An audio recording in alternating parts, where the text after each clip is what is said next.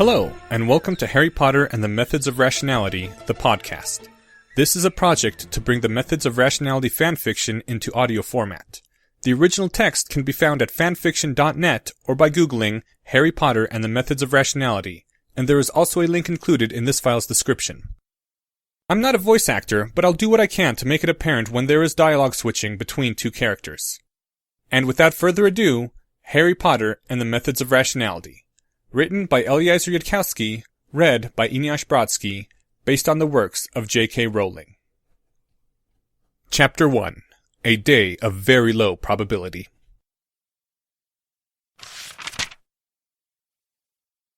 Beneath the moonlight glints a tiny fragment of silver, a fraction of a line.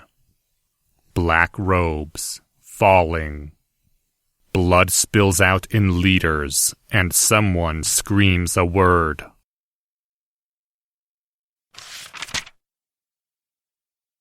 Every inch of wall space is covered by a bookcase. Each bookcase has 6 shelves going almost to the ceiling. Some bookshelves are stacked to the brim with hardcover books, science, mathematics, history, and everything else. Other shelves have 2 layers of paperback science fiction, with the back layer of books propped up on old tissue boxes or 2x4s so that you can see the back layer of books above the books in front. And it still isn't enough. Books are overflowing onto the tables and the sofas and making little heaps under the windows. This is the living room of the house occupied by the eminent Professor Michael Varys Evans and his wife, Mrs. Petunia Evans Varys, and their adopted son, Harry James Potter Evans Varys. There is a letter lying on the living room table and an unstamped envelope of yellowish parchment addressed to Mr. H. Potter in emerald green ink. The professor and his wife are speaking sharply at each other, but they are not shouting. The professor considers shouting to be uncivilized. "You're joking," Michael said to Petunia. His tone indicated that he was very much afraid that she was serious. "My sister was a witch," Petunia repeated. She looked frightened, but stood her ground. "Her husband was a wizard." "This is absurd. They were at our wedding. They visited for Christmas." "I told them you weren't to know, but it's true. I've seen things." The professor rolled his eyes. "Dear, I understand that you're not familiar with the skeptical literature. You may not realize how easy it is for a trained magician to fake the seemingly impossible. Remember how I taught Harry to bend spoons? If it seemed like they could always guess what you were thinking, that's called cold reading." "It wasn't bending spoons." "What was it then?" Petunia bit her lip. "I can't just tell you. You'll think I'm—" She swallowed. "Listen, Michael, I wasn't always like this." She gestured at herself as though to indicate her lithe form. "Lily did this. Because I begged her. For years, I begged her. Lily had always been prettier than me. And I'd been mean to her because of that, and then she got magic. Can you imagine how I felt? And I begged her to use some of that magic on me, so I could be pretty too. Even if I couldn't have her magic, at least I could be pretty." Tears were gathering in Petunia's eyes. "And Lily would tell me no, and make up the most ridiculous excuses, like the world would end if she were nice to her sister, or a centaur told her not to, the most ridiculous things, and I hated her for it. And when I had just graduated from university, I was going out with this boy, Vernon Dursley, and he was fat, and he was the only boy who would talk to me. And he said he wanted children, and that his first son would be named Dudley. And I thought to myself, what kind of a parent names their child Dudley Dursley? It was like I saw my whole future stretching out in front of me, and I couldn't stand it. And I wrote to my sister, and I told her that if she didn't help me, I'd rather just—" Petunia stopped. "Anyway, she gave in. She told me it was dangerous, and I said I didn't care anymore. And I drank this potion, and I was sick for weeks. But when I got better, my skin cleared up, and I finally filled out, and I was beautiful. People were nice to me. And after that, I couldn't hate my sister anymore, especially when I learned what her magic brought her in the end." "Darling, you got sick. You gained some weight while resting in bed, and your skin cleared up on its own. Or being sick made you change your diet." "She was a witch. I saw it." "Petunia." The annoyance was creeping into his voice. You know that can't be true. Do I really have to explain why? Petunia wrung her hands. She seemed to be on the verge of tears. My love, I know I can't win arguments with you, but please, you have to trust me on this. Dad! Mom! The two of them stopped and looked at Harry as though they'd forgotten there was a third person in the room. Harry took a deep breath. Mom, your parents didn't have magic, did they? No. Petunia said, looking puzzled. Then no one in your family knew about magic when Lily got her letter. How did they get convinced? They didn't just send a letter. They sent a professor from Hogwarts. Petunia's eyes flicked to Michael. He showed us some magic. Then you don't have to fight over this, Harry said firmly, hoping against hope that this time, just this once, they would listen to him. If it's true, we can just get a Hogwarts professor here and see the magic for ourselves, and Dad will admit that it's true. And if not, then Mum will admit that it's false. That's what the experimental method is for, so that we don't have to resolve things just by arguing. The professor turned and looked down at him, dismissive as usual. Oh, come now, Harry. Really? Magic? I thought you'd know better than to take this seriously, son, even if you're only 10.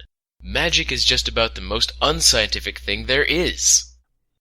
Harry's mouth twisted bitterly.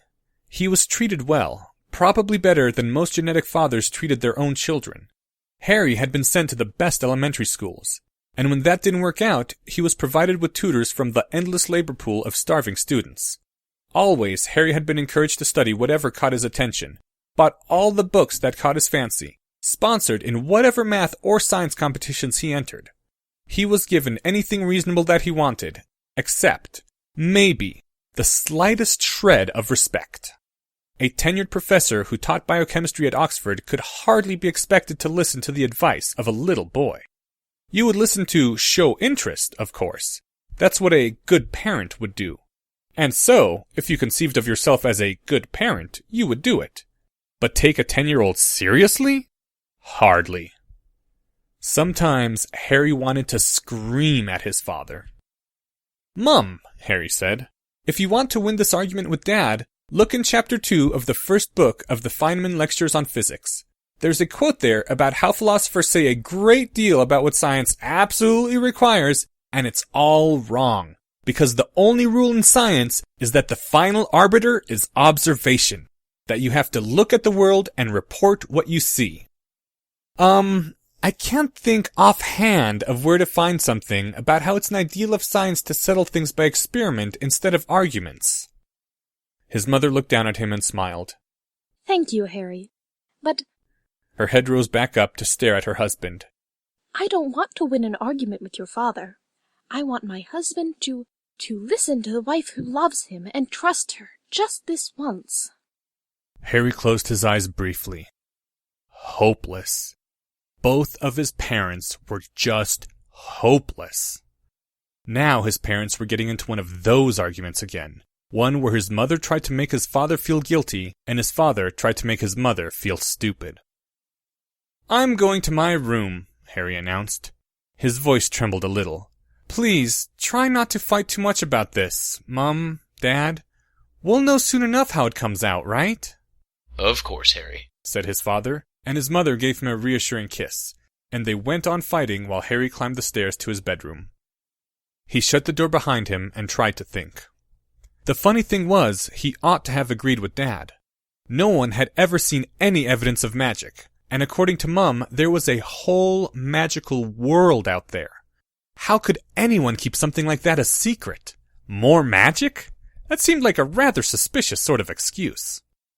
It ought to have been an open and shut case for Mom joking, lying, or being insane, in ascending order of awfulness.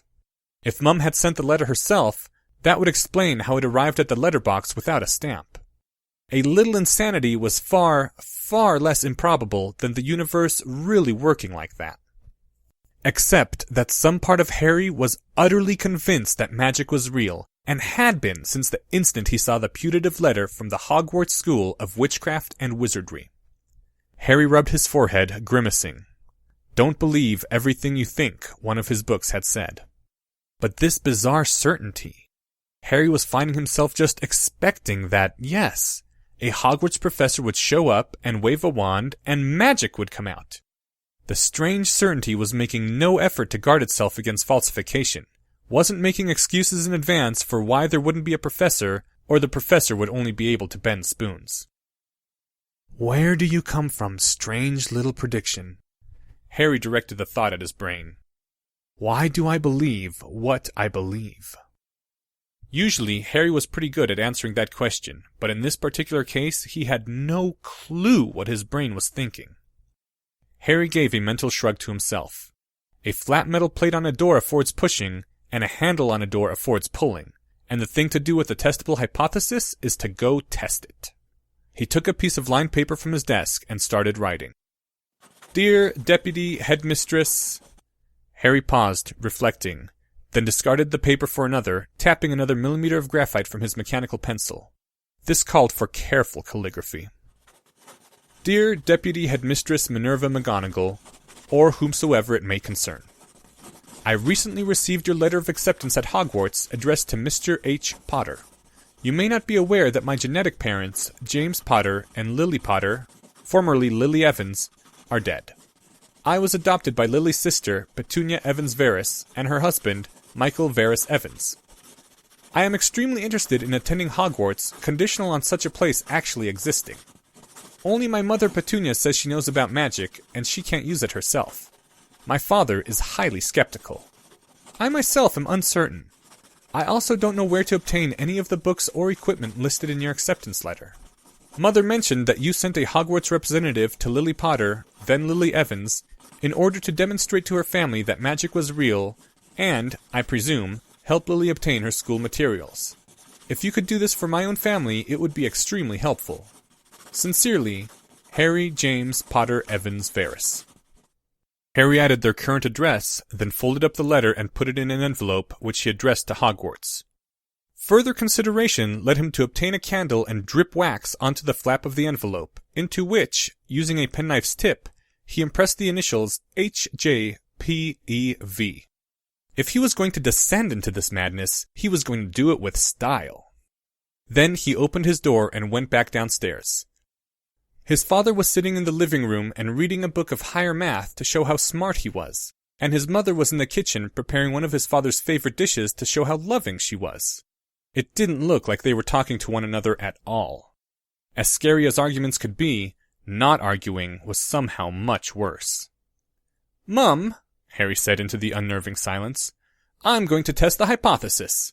According to your theory, how do I send an owl to Hogwarts? His mother turned from the kitchen sink to stare at him, looking shocked. I don't know. I think you just have to own a magic owl. That should have sounded highly suspicious. Oh, so there's no way to test your theory then. But the peculiar certainty in Harry seemed willing to stick its neck out even further. Well, the letter got here somehow, so I'll just wave it around outside and call Letter for Hogwarts and see if an owl picks it up. Dad, do you want to come watch? His father shook his head minutely and kept on reading. Of course, Harry thought to himself. Magic was a disgraceful thing that only stupid people believed in. If his father went so far as to test the hypothesis, or even watch it being tested, that would be like associating himself with that. Only as Harry stumped out the back door into the backyard did it occur to him that if an owl did come down and snatch the letter, he was going to have some trouble telling Dad about it. But, well, that can't really happen, can it? No matter what my brain seems to believe. If an owl really comes down and grabs the envelope, I'm going to have worries a lot more important than what Dad thinks. Harry took a deep breath and raised the envelope into the air. He swallowed. Calling out, Letter for Hogwarts! While holding an envelope high in the air in the middle of your own backyard was actually pretty embarrassing now that he thought about it. No, I'm better than Dad. I will use the scientific method, even if it makes me feel stupid. Letter, Harry said, but it actually came out as more of a whispered croak. Harry steeled his will and shouted into the empty sky. Letter for Hogwarts! Can I get an owl here? Harry? Asked a bemused woman's voice, one of the neighbors. Harry pulled down his hand like it was on fire and hid the envelope behind his back like it was drug money. His whole face was hot with shame. An old woman's face peered out from above the neighboring fence, grizzled gray hair escaping from her hairnet. Mrs. Fig, the occasional babysitter. "What are you doing, Harry?" "Nothing," Harry said in a strangled voice. "Just testing a really silly theory." "Did you get your acceptance letter from Hogwarts?" Harry froze in place. "Yes," Harry's lips said a little while later. "I got a letter from Hogwarts. They say they want my owl by July 31st, but..." "But you don't have an owl. Poor dear, I can't imagine what someone must have been thinking, sending you just the standard letter." A wrinkled arm stretched out over the fence and opened an expectant hand. Hardly even thinking at this point, Harry gave over his envelope. "Just leave it to me, dear, and in a jiffy or two I'll have someone over." And her face disappeared from over the fence. There was a long silence in the backyard. Then a boy's voice said, calmly and quietly, "What?"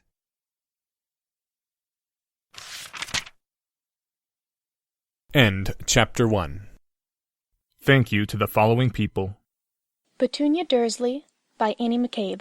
Miss Fig by Melissa Kessler. Robert Doss, reading for Dr. Michael Varys Evans.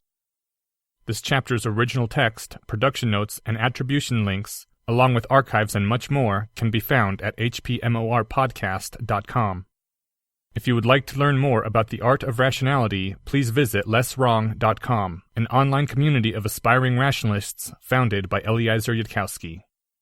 Some sound effects used are courtesy of the Free Sound Project. The music used is Catch That Goblin by Skaven.